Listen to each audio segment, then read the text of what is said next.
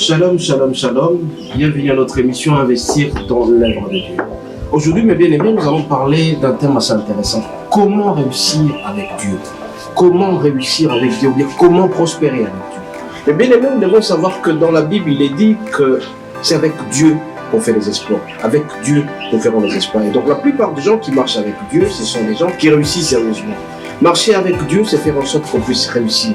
Celui qui marche avec Dieu, c'est celui qui respecte certains commandements, certains principes qui se trouvent dans la Bible. Et donc, qui médite nuit et jour la parole de Dieu pour réussir sérieusement. Prenez à titre illustratif, il y a Abraham qui a signé une alliance avec Dieu et il a réussi sérieusement. Prenez le cas de Salomon qui marchait avec Dieu et quand il l'a passé nuit, il dormait, il s'est reposé et il a vu en songe, Dieu lui a demandé qu'est-ce qu'il voulait que le Seigneur lui donne. Et il a dit la sagesse. Et donc, Salomon a été l'homme qui a marché avec Dieu et Salomon a été l'homme le plus riche de son temps. Raison pour laquelle ce matin, nous aussi, mes bien-aimés, nous ne pouvons pas nous cramponner dans la souffrance. Nous ne pouvons pas dire que la souffrance, la pauvreté, c'est la volonté de Dieu. Mais tout simplement, nous devons dire que marcher avec Dieu, nous allons faire des espoirs. Et marcher avec Dieu, nous serons très heureux dans notre vie. Raison pour laquelle ce matin, nous avons dit à l'introduction, notre terme s'intitule « Comment réussir avec Dieu ?» Comment réussir? Et donc, pour réussir, mes bien-aimés, nous avons certains principes qu'il faut respecter. Et nous, dans Matin dans Ministre, nous avons essayé un peu de trouver 6 principes qui font en sorte que nous puissions réussir dans notre vie. Mais avant de le faire, nous devons marcher avec Dieu. Raison pour laquelle ce matin, nous allons utiliser Josué 1, verset 8, qui est un verset très célèbre que tout le monde utilise régulièrement, qui est dit ici, Josué 1, verset 8, « Que ces livres de la loi ne s'éloignent point de ta bouche, médite-le, juitez-nous, pour agir fidèlement selon tout ce qui est écrit, car c'est alors que tu auras du succès dans tes entreprises. » La dernière partie dit ceci, car c'est alors que tu auras du succès dans tes entreprises. Et si donc, mes bien-aimés, à travers cette parole, à travers Josué 1, verset 8, nous avons trouvé certains principes qu'il faut respecter. Et le premier principe, sur lequel on en a trouvé 6, le premier est, il faut honorer Dieu avec tes dîmes et tes offrandes. La plupart des gens qui réussissent dans leur vie, ce sont les gens qui honorent les dîmes, qui honorent les offrandes. Nous avons toujours dit que nous ne sommes que de simples gestionnaires et pour ce faire, quand Dieu nous donne quelque chose, nous sommes appelés à lui donner le 1/10 qu'il nous a donné. Donc dans le 100%, on ne prend que le 10% que nous devons restituer auprès du Seigneur qui nous a donné. Et donc en sus de la dîme, nous avons l'obligation de donner les offrandes. Beaucoup de gens se rendent dans l'église sans pour autant qu'ils amènent les offrandes. Les offrandes sont d'une importance capitale pour notre prospérité. Nous avons dit que pour réussir, le premier principe, le plus important, c'est de respecter les dîmes et les offrandes. Donc chaque chose qui tombe dans votre poche, vous êtes appelés à donner au Seigneur. Mais il y a certains gens qui confondent. Quand ils ont donné aux pauvres, ils disent qu'ils ont donné à Dieu. Mais non, mes bien-aimés, l'argent que nous donnons au Seigneur, l'argent, les dîmes, les offrandes que nous donnons, c'est pour soutenir l'action de l'esprit, c'est pour soutenir l'évangélisation. On a toujours dit que l'évangélisation coûte très cher, mais c'est l'évangile qui est gratuit. Le deuxième principe, mes bien-aimés, donc après les dîmes, il y a le deuxième principe, qu'il faut donner les offrandes. Nous avons plusieurs sortes d'offrandes. Nous avons des offrandes spéciales, nous avons des offrandes sacrificielles, nous avons des offrandes de solidarité. Une offrande spéciale, c'est laquelle? C'est quoi? Si tu as par exemple un projet et tu veux que tu puisses réussir sérieusement, tu donnes au Seigneur une offrande qui va te toucher. Si par exemple tu as un salaire de 100 francs, tu donnes par exemple 80 francs.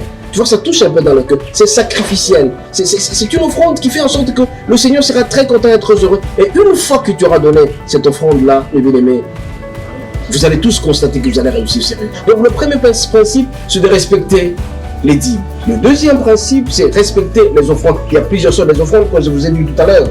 Alors si tu veux aller de l'avant, tu dois donner à l'Éternel.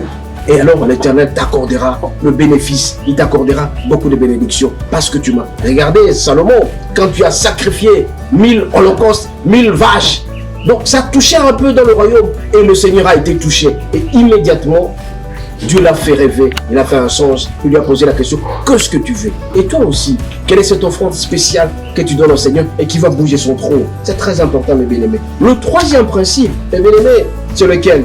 C'est honore ton père et ta mère. Beaucoup de gens, même s'ils ont beaucoup d'argent, ils ne savent pas comment vivre leur vie. Tu as ton père qui est en vie, tu as ta mère qui est en vie, mais tu essaies un peu de dépavanner avec tous les moyens que tu as. Tu as toute une fortune, mais tu ne sais pas comment ta maman dort. Tu ne sais pas comment ton père dort.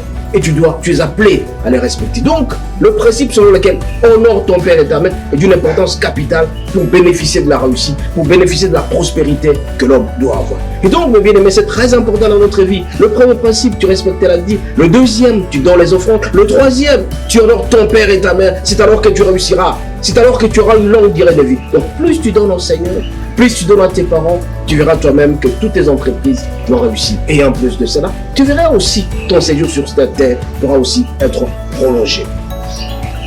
Le quatrième principe, mes bien-aimés, c'est de donner aux pauvres.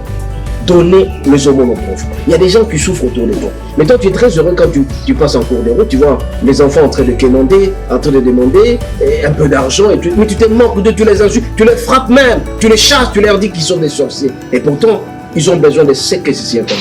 Donc, tu dois être un centre de bénédiction, tu dois être une source de bénédiction pour les autres. Raison pour laquelle nous disons aussi parmi les principes qui nous amènent à la réussite, qui nous amènent à la prospérité, nous avons aussi le principe de donner les aumônes aux pauvres. Cinquième, mes bien-aimés, cinquième principe, c'est de donner aux orphelins.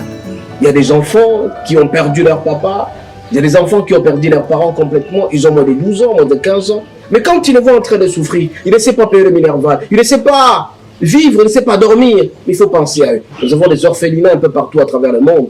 Est-ce que tu as beaucoup d'argent? Tu as déjà pensé un jour à donner au Seigneur à travers? Parce que la parole de Dieu déclare, j'étais orphelin, est-ce que tu m'as donné à manger? J'ai manqué à m'habiller, est-ce que tu m'as donné à m'habiller? Voilà tout ça, ça constitue aussi le principe le plus important. Et notre principe, bien aimé, le dernier, c'est pouvoir donner aux veuves. Ce sont ces veuves-là qui ont leur mari, le Seigneur, et quand tu leur donnes, ils seront très heureux. Le fait que tu aies donné, quand ils vont commencer à manger ce que tu leur as donné, ils seront très contents et tu seras béni. Donc tu dois savoir, mon bien-aimé, que ce que tu donnes aux veuves, ce que tu donnes aux orphelins, c'est d'une importance capitale et le Seigneur te bénira. Et si donc, mon bien-aimé, à travers tout ça, nous allons obtenir une bénédiction. Cette bénédiction sera toujours pour nous parce que nous donnons au Seigneur. Donc il faut se sacrifier un tout petit peu, à donner sa dîme, à donner les offrandes, surtout les offrandes spéciales. Quand tu donnes une offrande spéciale qui bouge ton corps, le Seigneur te donnera des plus en plus. Aussi, il faut honorer le Père.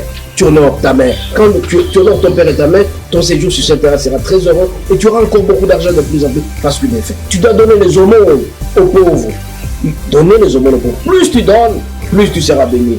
Et tu dois aussi assister les veuves et les orphelins. Quand tu donnes aux orphelins, le Seigneur pensera à toi. Quand tu donnes aux veuves, le Seigneur pensera. C'est pourquoi, mes bien-aimés, ce matin, en train de parler d'investir dans l'œuvre de Dieu, nous avons dit comment réussir avec Dieu, comment prospérer avec Dieu. Et tout ça, en respectant ces cheminements, on va voir que celui qui les fait ne sera jamais pauvre, ne sera jamais malheureux. Vous allez constater, mes bien-aimés, un homme qui était vachement riche, il avait beaucoup d'argent, mais 1 an, 2 ans, 3 ans après, il commence à marcher à pied parce que tout simplement, il n'a pas pensé au Seigneur.